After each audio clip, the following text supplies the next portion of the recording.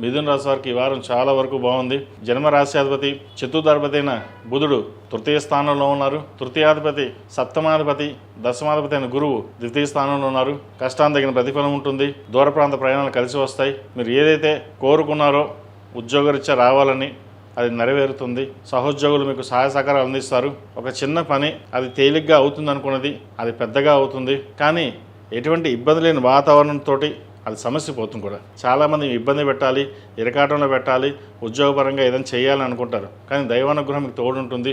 ఎవరు ఎన్ని రకాలుగా చేసినా మీ నీతి నిజాయితీల వల్ల బయటపడగలుగుతారు. కోర్టు సంబంధించిన వ్యవహారాలు మీకు సానుకూలపడుతుంది. సాఫ్ట్వేర్ రంగంలో ఉన్న వారికి, రియల్ ఎస్టేట్ రంగంలో ఉన్న వారికి మంచి కలిసిబోధనంగా ఉంటుంది. వివాహాది శుభకార్యాల విషయంలో ఘనంగా నిర్వర్తించాలని ముందు యోచన చేస్తారు.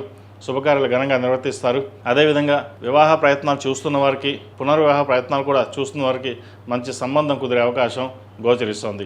ఏది ఏమైనప్పటికీ ఖర్చుకు వెనకాడకుండా ముందుకు వెళ్ళాలి, శుభకార్యాలు ఘనంగా చేయాలనే ఆలోచనతో ముందుకు వెళ్తారు. ఈ రాశిలో జన్మించిన స్త్రీలకు మంచి అవకాశాలు కలిసి వస్తుంది. వచ్చిన అవకాశాలు సద్వినియోగపరచుకోండి. ముఖ్యంగా రాజకీయ రంగంలో ఉన్న వారికి, భాగస్వామి వ్యాపారస్తులకు, ఇండివిజువల్గా వ్యాపారం చేస్తున్న వారికి, స్కూల్ మేనేజ్మెంట్లో ఉన్న వారికి, అడ్మినిస్ట్రేషన్ రంగంలో ఉన్న వారికి, సాఫ్ట్వేర్ రంగంలో ఉన్న వారికి, చార్టెడ్ అకౌంట్స్ ఈ రంగాల వారికి మంచి ఉపయోగకరమైన వార్తలు వినగలుగుతారు. భవిష్యత్ బాగుంటుంది. అదేవిధంగా సాఫ్ట్వేర్ రంగంలో ఉన్న వారికి, టెక్నికల్ రంగంలో ఉన్న వారికి, మెకానికల్, రియల్ ఎస్టేట్ రంగంలో వారికి మధ్యస్థ ఫలితాలు గోచరిస్తున్నాయి. ఈ రాశివారు ప్రతిరోజు ప్రతినిత్యం ఓం నమో నారాయణ ఒత్తులు, లక్ష్మీ తామర ఒత్తులతోటి దీపారాధన చేయడం, కుదిరితే నువ్వుల నూనెతోటి దీపారాధన చేయండి. నువ్వుల నూనెతోటి దీపారాధన చేస్తే నరదిష్టి ఏదైనా ఉంటే తొలగిపోతుంది. అదేవిధంగా ప్రతిరోజు ఉదయం హనుమాన్ చాలీసా వినడం కానీ పఠించడం కానీ చేయండి. న్యాయపరమైన ఇబ్బందులు కావచ్చు, వృత్తిపరమైన ఇబ్బందులు ఏమైనా ఉన్నాయో సరే సమస్య పోయి మంచి అవకాశాలు మీరు కోరుకున్న విధంగా కలిసి వచ్చే విధంగా గ్రహతలు గోచరిస్తాయి. విద్యార్థులకు చెప్పుకోదగ్గ స్థాయిలో ఇబ్బందులు ఏమిలో ఈ వారం వరకు చాలా అనుకూలంగా ఉంది.